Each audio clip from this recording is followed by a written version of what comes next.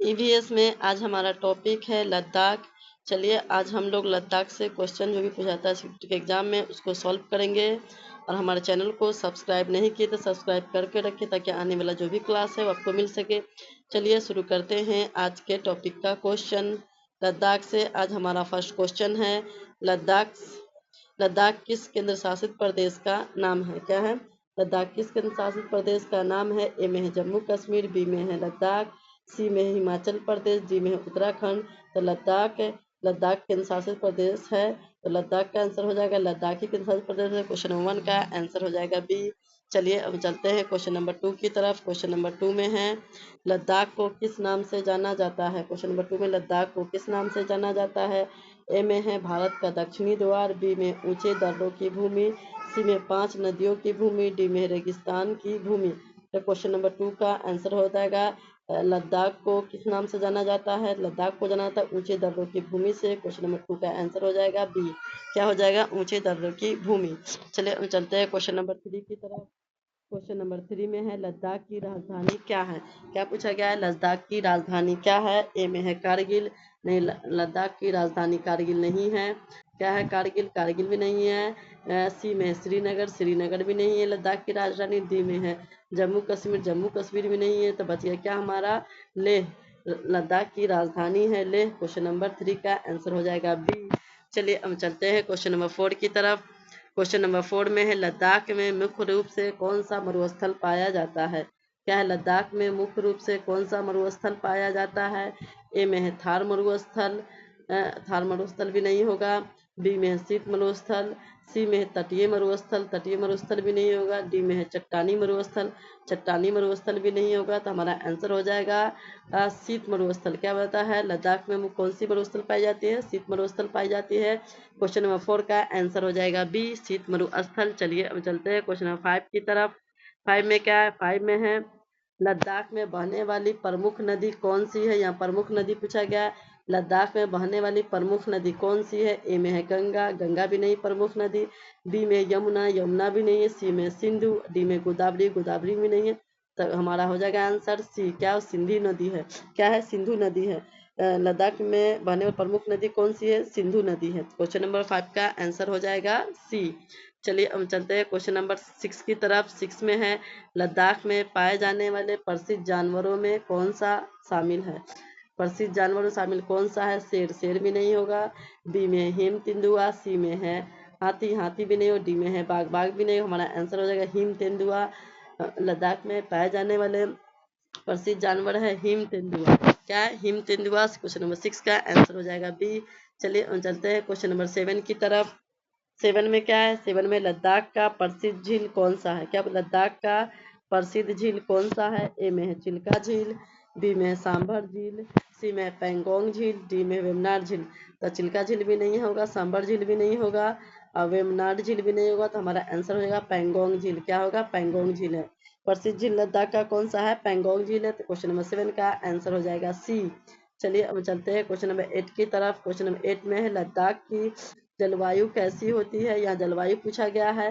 क्या पूछा गया? लद्दाख की जलवायु कैसी होती है? ए में है गर्म और आर्द्र, गर्म और आर्द्र भी नहीं होता। बी में ठंडी और शुष्क, सी में अधिक वर्षा वाली, तो अधिक वर्षा वाली भी नहीं होती है जलवायु। और डी में उष्णकटिबंधीय भी नहीं होती है। तो हमारा आंसर हो जाएगा ठंडी और शुष्क। क्या होगा? लद्दाख की जलवायु कैसी होती है? ठंडी और शुष्क होती है। तो क्वेश्चन नंबर 8 का आंसर हो जाएगा बी। चलिए हम चलते हैं क्वेश्चन नंबर 9 की तरफ। क्वेश्चन नंबर 9 में है लद्दाख में किस प्रकार के घर पाए जाते हैं? क्या है? लद्दाख में किस प्रकार के घर पाए जाते हैं? ए में है लकड़ी के तैरते हुए घर, बी में है मोटी दीवारों वाले मिट्टी के घर, सी में है कांच के घर, डी में है बांस के घर। तो क्वेश्चन नंबर 9 का आंसर हो जाएगा बी। क्या हो जाएगा? बी, मोटी दीवारें वाले मिट्टी के घर लद्दाख में पाए जाते हैं। कैसे पाए जाते हैं? मोटी दीवारें वाले मिट्टी के घर। तो क्वेश्चन नंबर 9 का आंसर हो जाएगा बी। क्या हो जाएगा? बी आंसर हो जाएगा। चलिए हम चलते हैं क्वेश्चन नंबर 10 की तरफ। क्वेश्चन नंबर 10 में क्या है? लद्दाख का प्रमुख त्योहार कौन सा है? क्या पूछा गया? लद्दाख का प्रमुख त्योहार कौन सा है? ए में है लोसार, बी में है ओनम, ओनम तो केरल का प्रसिद्ध त्योहार है, सी में है बिहू, बिहू तो असम का प्रसिद्ध त्योहार, तो ये भी नहीं होगा आंसर। डी में पेंगोंग, पेंगोंग भी नहीं होगा। हमारा आंसर हो जाएगा लोसार। क्या होगा? लोसार। लद्दाख का प्रमुख त्योहार है लोसार। क्या है? लोसार है। चलिए अब चलते हैं क्वेश्चन नंबर 11 की तरफ। 11 में क्या है? 11 में है लद्दाख में किस धर्म के अनुयायी अधिक संख्या में पाए जाते हैं? क्या पूछा गया है?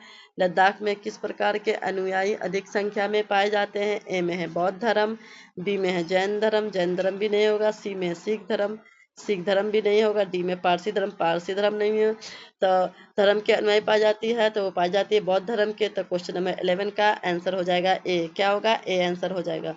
चलिए अब चलते हैं क्वेश्चन नंबर 12 की तरफ। क्वेश्चन नंबर 12 में क्या है? 12 में है लद्दाख में खेती के लिए मुख्य फसल कौन सा है? क्या पूछा गया है? लद्दाख में खेती के लिए मुख्य फसल कौन सा है?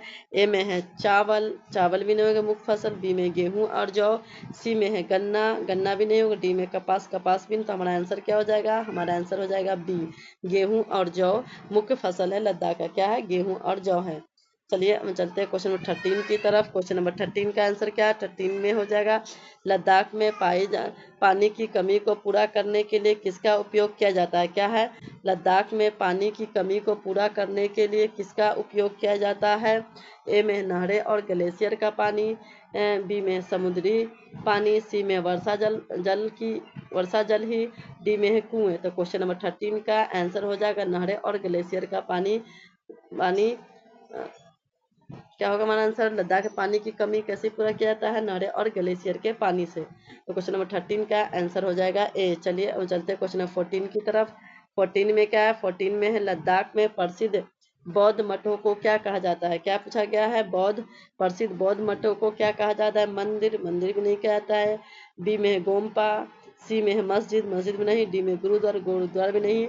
तो प्रसिद्ध बौद्ध मठों को कहा जाता है गोम्पा। क्या कहा जाता है? गोम्पा कहा जाता है। बौद्ध मठों क्या कहा जाता है लद्दाख में? गोम्पा। ठीक है, आप लोग इसको ध्यान में रखिएगा। चलिए अब चलते हैं क्वेश्चन नंबर 15 की तरफ। क्वेश्चन नंबर 15 में है लद्दाख किस पर्वतीय क्षेत्र में स्थित है? क्या पूछा गया? लद्दाख किस पर्वतीय क्षेत्र में स्थित है? ए में है पश्चिमी घाट, बी में है हिमालय क्षेत्र, और सी में है अरावली, डी में है सतपुरा। तो क्वेश्चन नंबर 15 का आंसर हो जाएगा हिमालय क्षेत्र। किस पर्वतीय क्षेत्र में पाया जाता है लद्दाख? हिमालय क्षेत्र में। तो हमारा आंसर हो जाएगा 15 का आंसर हो जाएगा बी। क्या होगा? बी आंसर हो जाएगा। इस तरह हम लोगों ने 15 क्वेश्चन को सॉल्व किया है। आप लोगों नीचे आंसर देख के अपना मिला लीजिए कि आपका 15 में से कितना सही हुआ।